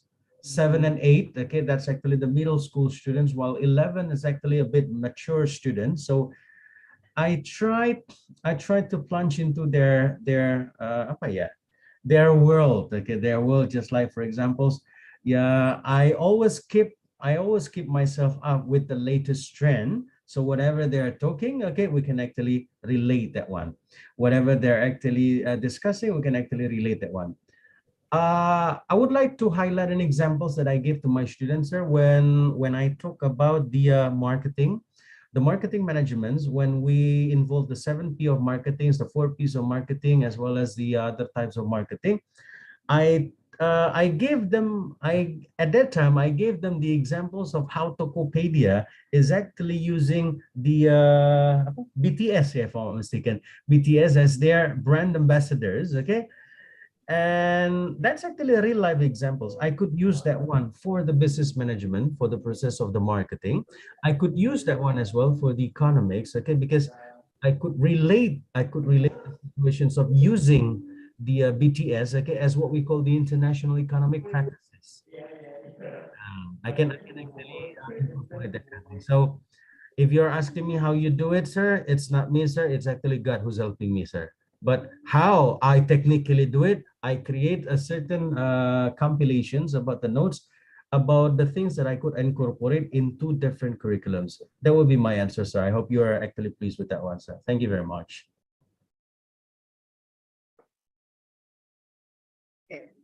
Thank you for your answer, Mr. Agung. Okay, we have another question here from YouTube, sir. Oh, all right. Okay. It is from Dia Rahmi. She asks how to teach the SPK school with the best practice management classroom with several students on disabled condition. Is it accepted or not to school itself? All right.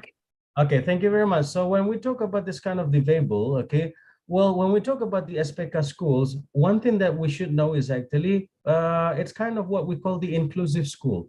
So we are not limiting any students who are going to join the schools. That's actually from my understandings. Okay, forgive me if I'm wrong and correct me if I'm wrong. But what I can see from my school now, it's actually an inclusive school. I myself, I'm actually teaching one, two, three, if I'm mistaken, 2 students who have this kind of what we call the special needs. Okay, special need in terms of what we call the attentions, and I also have my friends, my colleague is actually teaching grade 10, whose student is actually having this kind of disabled things. If I'm not mistaken, he had this kind of, apa namanya? I don't know, something related to his body part, something like that, but that's actually what we call disabled. So if you're going to ask me whether it's actually going to be accepted or not, it's absolutely accepted. Why? Because the school is actually inclusive one. And I believe that the inclusive school is actually going to be the school that is going to be lasting long, because everyone needs educations. In my personal opinion, there will always be three things in the world that when you're opening this business, it's going to be super lasting, right? It's health, it's food, or it's educations. As long as people needs educations, you're just going to go for that one. So is it accepted or not? I believe, okay, it will be accepted. And how to do the classroom management with that one? What I could say is actually, we just do not let them separate it. That's how I do. That's how I do. If we separate them, okay, it will create a situations that they are actually, they're not thinking that they are spatial, but they're thinking that they are different. If they're thinking that they are different, we are in a process of, how do we say that one? We are actually downsizing their mental. So it's not a good thing. So we just add them to any other activities. We just include them to any other activities. We consider them that they are not actually different. It's only okay. It's only a situations where they don't have a certain, let's say, for example, one body part of them, but that doesn't limit them to do anything. All right. So inclusively, I will ask them, okay, for examples, okay, if you cannot write, if you cannot type, you can use your cell phone to record. Give me your recording. I give them tests. Sir, I cannot type, sir. I have only one hand. For example, you can use your cell phone, right? You can use a recording. I actually prefer the recording because I could hear your voice directly, so I can actually evaluate that one. So, ma'am, it's absolutely fine. Absolutely fine.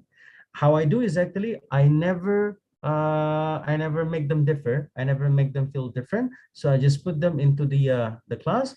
I put them into situations where they are not feeling different. Okay, but what I give is actually flexibility. If they cannot do A, they can do the A accent. If they cannot do B, they can do the C, as long as we are actually into one big purpose. All right, I think that will be all, Miss Dian. Yeah, Miss Dian. And then, oh yeah, we have another questions. Yeah, Miss Furia from Solahuddin. Yeah, Mr. Solahuddin, how to do formative assessment during the learning process, while as a teacher must also provide assistance to students. So what I'm actually doing, sir, speaking about this formative assessment, I'm using, which is actually electronically assisted, sir. So for examples, we're using the quizzes. I will set the quizzes into instructor paced. So it's not student based. If we're doing the student based, it means as soon as the students are actually done, the other are still waiting, but the time is limited. Okay, they can do nothing. But we just made an assessment, for example, electronic assessment, like using quizzes and anything. But we set the time to be instructor paced. So it means we are the one who decide, okay, when the time is over. If anyone is actually needed for example, what does it mean by this term, sir? We can actually approach them, okay, personally, while we are still actually letting the quiz go on, okay, while waiting for the time to be ended. So that's actually how I do. Or in let's say we are talking about the very formative, right? What I do and what I will do, and also what I have done is actually I will try to talk personally to the students or to the parents, or I will talk to my supervisor regarding this one. So we are going to give what we call, in quotes, flexible assessment. So either it's actually going to be some typical of question word that is easy to be understood by that particular students, okay, or we're leveling with their level of understanding. Let's say all of the students are supposed to be having level A. but this student is actually having this level B. So either I'm actually going to apa namanya, to use a formal assessment, which is actually different only for that student, but I'm gonna have to ask permissions from my supervisor, or I'll just set in the middle. I'll just set the understanding level. It's not A or B, but it's actually between A and B. So the common student can still go with this one. This student can actually provide more efforts. Okay, that's actually what I did. I found some students. Okay, actually, it was only about a week ago when one of my student, grade 7, sir, grade 7. He is actually a student with what could I say? Yeah, special needs things. Okay, he never get any focus while doing while learning things. Okay, and he gets angry whenever he gets small score. Okay, low scores and something like that. So what I did is actually I set the level to be a little bit above him, but a little bit below the other student. So the other student can get about 90, 96 something. But this student, because a little bit of more effort, he can get, if I'm not mistaken, he got 72 something. Usually he get only 40, 50. Well, I mean, that's actually what I did, sir. That's actually what I've done. And I don't know if this one is actually applicable for you, sir. But if you think this one is actually applicable, we could actually talk about this one later on outside of this forum, how we are actually doing this kind of thing. I think that would be all, sir. Thank you. Okay, thank you, Mr. Agung. Yes, ma'am. Welcome. Yes, for Ms. Diah Rahbi, Ms. Agung has already answered. Yes, it is accepted, yeah, accepted for the school itself. I also can share my experience as a teacher. One of my special student cannot connect with another student if we as the teacher didn't create about the bonding with the special student itself. Okay, yes. And sir, can I ask you something about quizzes? Absolutely fine. Absolutely okay, ma'am. Yes, ma'am, please. Do you what kind of test do you make using quizzes? Open question or multiple question, multiple choice answer like that? All kinds of questions, ma'am. So I mean, we can have the open-ended questions just to know about the one. Usually for the open-ended questions, I give the set point for about 3 minutes something, because I calculate that most of the students are having the time 2 or 3 minutes to write. Yeah. Let's say the compositions is about 70-40, 70-30. So 70% I provide them with the multiple choices, and 30% I provide them with the open-ended questions. Open-ended questions is actually another way for me to facilitate my students who are shy to express their words. That's actually a good way, because some of the students who are too shy to say something, okay, they tend to write. Now, when they write this one, they tend to write long. And that way, I know that, okay, they actually understands about this one, but whenever I ask them questions, okay, they don't give the proper answers, because how do we say that one? Speaking in front of public is kind of big of kind of a scary thing for them. Now, so what kind of questions? Usually I give them MCQ 75%, 70%, 30% of open-ended, but sometimes as well, I could, for the low level, for example, 7th graders, okay, I usually give them like the matching one. Either it's actually matching words or matching, how do we say the one? Matching words and image. We can do that kind of thing. Okay. Yeah, I know about quizzes, and sometimes I create open-ended question by using quizzes, but my students say, Miss, if you make the question like open-ended question like this, all students get perfect score. It's different when I create the multiple choice option. The score is not perfect. Oh, okay. So regarding that one, the only thing that we can do, okay, whenever we can actually make the assessment for that open-ended questions differently, man. So it's not going to be combined with the MCQ. For examples, okay, everyone, yeah, for the next quizzes, we're going to have the full MCQs, 20 or 25 questions, something. But for the next one, okay, we're going to have all open-ended questions. Now, I believe that you also know that we can actually track everything from the report, right, man? I mean, there is a report, there is an Excel report whenever we have finished that one. So we can actually check that one. So whenever the students are asking, okay, whenever they're asking about the result, okay, I check this one, I check manually, okay, we still need to check that one manually, but at least we are not combining the open-ended questions, so minimizing the chance of disrupting this kind of, how do we say that one, yeah, assessing using the score. So that's actually how it is. So I never mix that one. I never mix that one unless I only would like to have some kind of informal QA during certain sessions. But for formal sessions, I usually differentiate them, ma'am. That's actually what I did. Thank you, ma'am. Okay, sir. Miss Diah Rahmi also respond to your answer. She said, so it's like school with international curriculum standard that being guided on the school which is having the qualification. Is it like Al-Azhar Lab School or Paramadina Jakarta? Yeah. All right. Okay. So yes, Miss Dian Rahmi. Well, I would say that it's similar to that one, but what makes it different, SPK from the other traditional school is actually when a school is actually implementing more than one curriculum, it could be classified into what SPK. But if it's actually international school, only implementing one curriculum, they're not called SPK.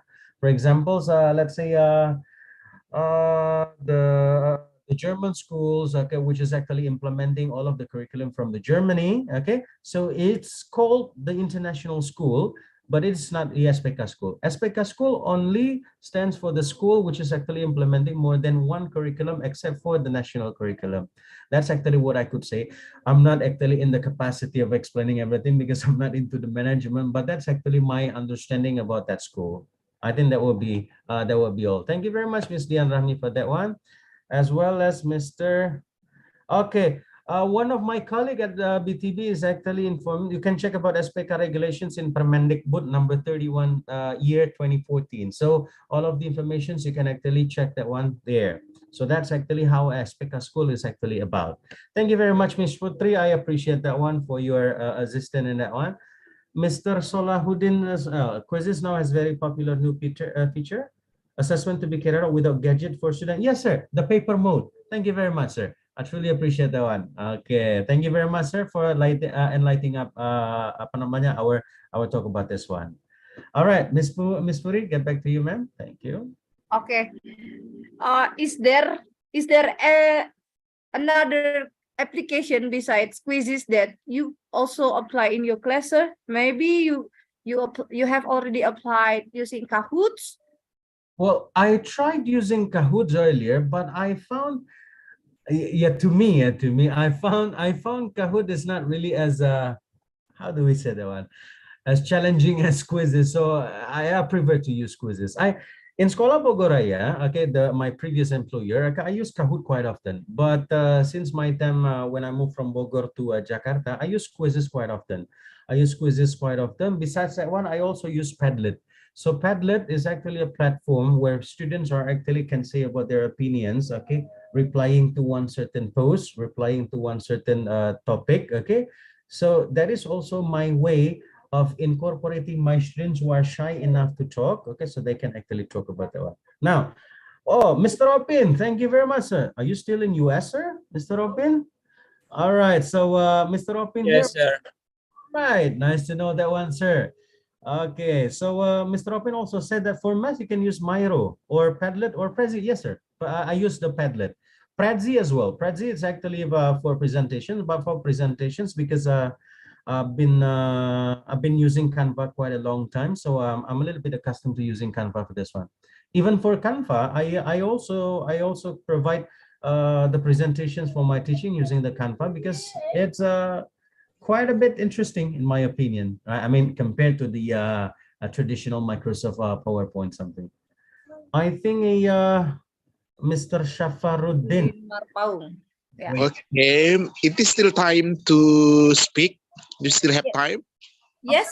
Sir. Okay, thank you so much. Okay, I would like to for the Mr. My name is Agung. Yeah, Mr. Agung to give what I say opinion about the technique. At this time, I try to apply quizzes by paper mode. All right. Okay, by by practicing for paper mode system in my minds for kinesthetic student, so they can move. They can move and then they can what I say have experience by rounds the papers and then go to the front and scan by the teachers the paper mode. And now give me the recommendation how to apply more interesting or applicable for the students, so the teaching learning process can be conducted well. Thank you. All right, sir. Thank you very much. So, Mr. Shafaruddin, I don't know whether you have been using the quizzes as well for lesson, or you only use quizzes for quiz, sir? Yeah, both of them. Both of them. Yeah, at this time I try to use what I say for quizzes. I use for strike at the lesson time. It means yeah, but I hope perhaps there is brightness to make my system more better and better. All right. So what I could actually suggest, sir, actually it's not suggest, but actually it's only my point of view.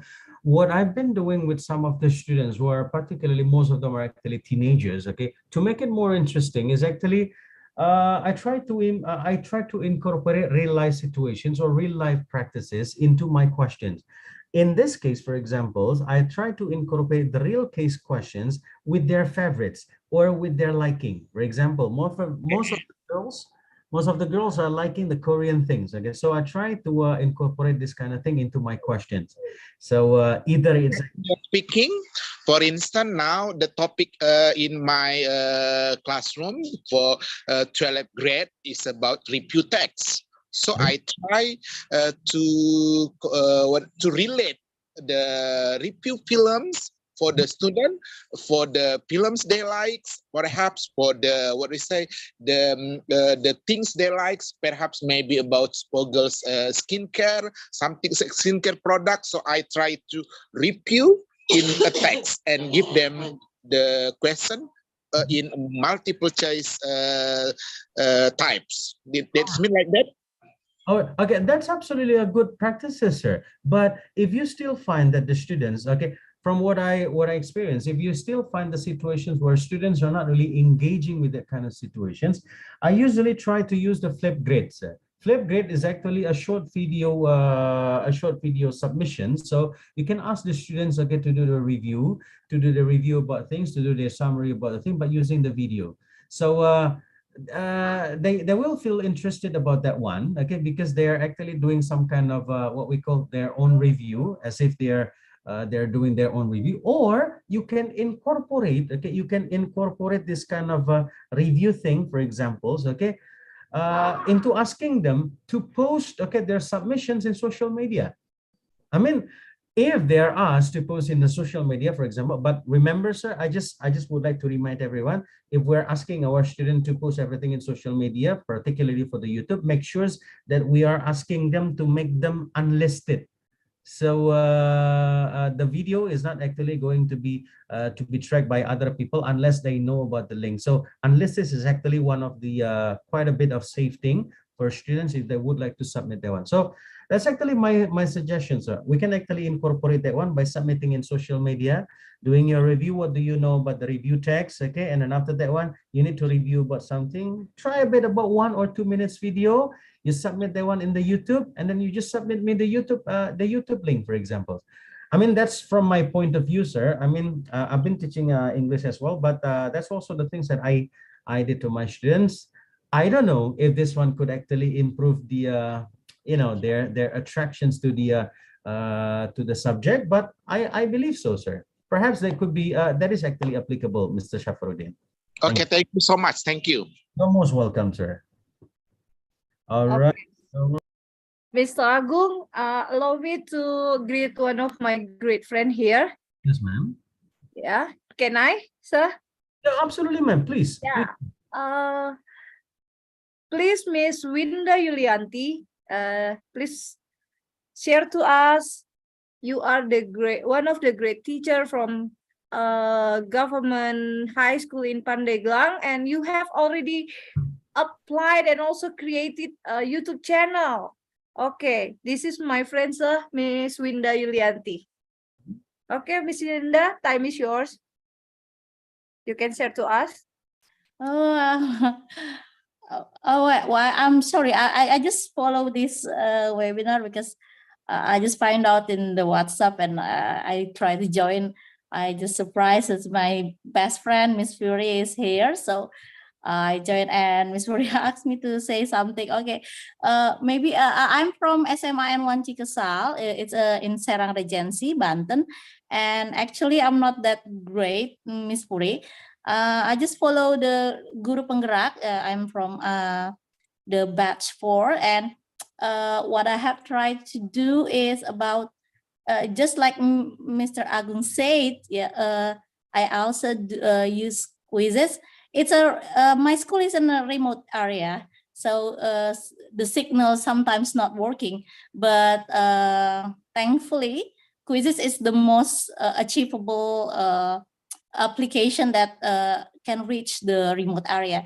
And I also use the live worksheet, and because I have my own channel, so I give because the pandemic, of course, so I have a YouTube channel for my students, and I also use Canva, just like Mr. Agung said, and it's very working for my students, even though sometimes I need to make it synchronous because they need time to have a good signal, and they need time to have the quota. It's I think it's fine, but everything runs well. I also use Padlet for just like Mr. Salahuddin or some said about when we have a review text, and it's amazing because the differentiated learning can be happen there.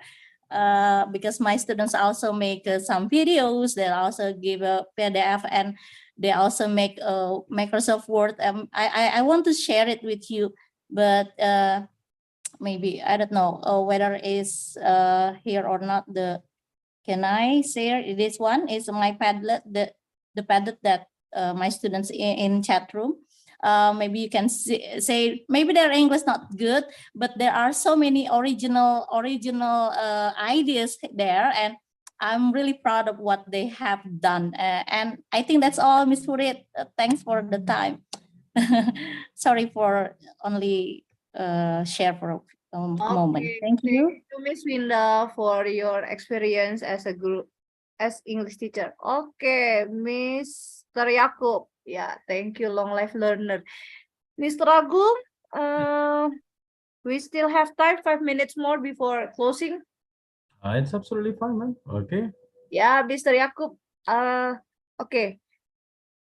I've already sent the details to you to personal chat, Mr. Yaakob. You can actually have that, sir. Absolutely. Thank you very much, sir, for reaching out to me, sir. Okay, so is there anyone who wants to ask again? We still have 4 minutes. All right. Okay. Yeah. So in our tonight's webinar, we can conclude that some strategies that the teacher have implemented will create the effective and good classroom management, especially for the teachers who already prepared everything well. That's the point of our presentation from Mr. Agung. And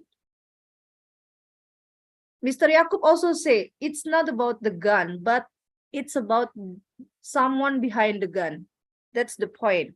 Yeah, we don't have to be worried about what kind of curriculum our government released to us, whether it is curriculum 2013, curriculum Merdeka, or maybe international curriculum like Cambridge. But we as a teacher, we have to be able to apply it and implement it to our student.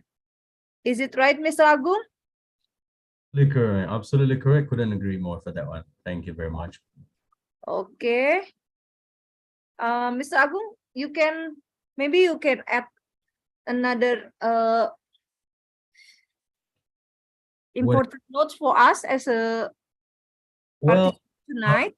so I mean to close this meeting, okay, I wouldn't say anything except for that I actually encourage everyone to never stop learning, because the more the new place will always bring you more admonitions. Okay, so do not stop learning about that one. And I would like everyone to also think like me, that we shall never think that we are actually more than the others. We shall always think that we are lacking of everything, so we are actually going to learn more from any other people. I think that will be all from me, ma'am. And I think this is absolutely a very great honor for me, okay, to be in this meeting with all of the great as well as the experienced teachers. I believe that I'm just nothing compared to all of you, but at least I'm in a workplace, okay, where I could actually share something with all of you. I really hope that this one actually beneficial for you, and I really hope that one other time I could actually learn from all of you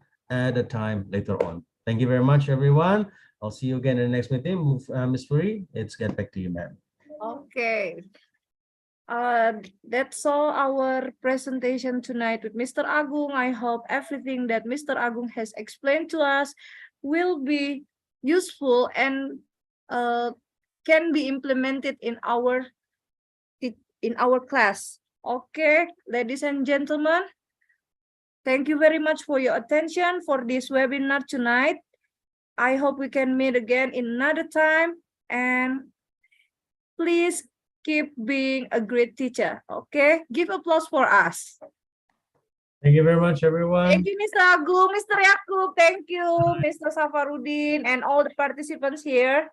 Good night, and see you next time in another webinar. All right, thank you. Assalamualaikum. Waalaikumsalam. Terima kasih, Mr. Joko. luar biasa. Thank you, Mr. Agung, for your sharing experience. I hope can increase our insight. Thank you, Miss. Okay, this is a great presentation. Yes. Okay, ladies and gentlemen, thank you for your attention, and I think it's enough. It's in this event. And before we close in this agenda, maybe Mr. Solehuddin, can you take picture? Okay. Okay. For everyone, thank you, and I'm so sorry if in this event maybe banyak kekurangan. Thank you, and Assalamualaikum warahmatullahi wabarakatuh. Waalaikumsalam warahmatullahi wabarakatuh. Thank you very much, everybody. See you. Thank you very much. Okay. Kita foto sebentar ya. Oke. Ini ada Pak Opini Pinehas dari Amerika juga ya. Ada posisinya ada di Amerika. Ya, Miss. Ya, Bu.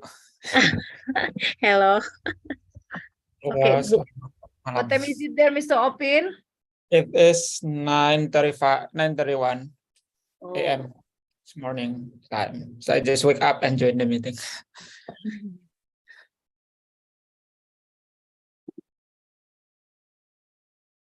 Oke. Pak Urip. Baik. Thank you. Sudah cukup ya?